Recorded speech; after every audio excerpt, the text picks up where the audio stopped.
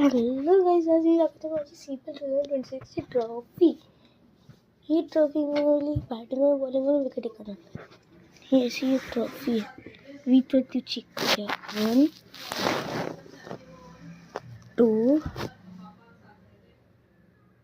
3 4 with 3 एक आहे. आणि ही आमची गाईस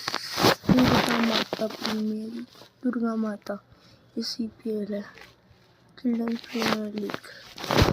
ती विनिंग टाईम होतं ना, किट्टून रडासारखं होतं टाईम. हा त्यामुळे तुमच्या सपोर्टवर अजून भेटलं की आम्ही खूप ट्रॉफी मिळेल. अशी RPL 2026 आपण जिंकणार.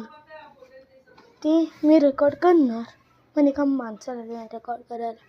तो कोण असेल आय डोंट नो. चल बाय.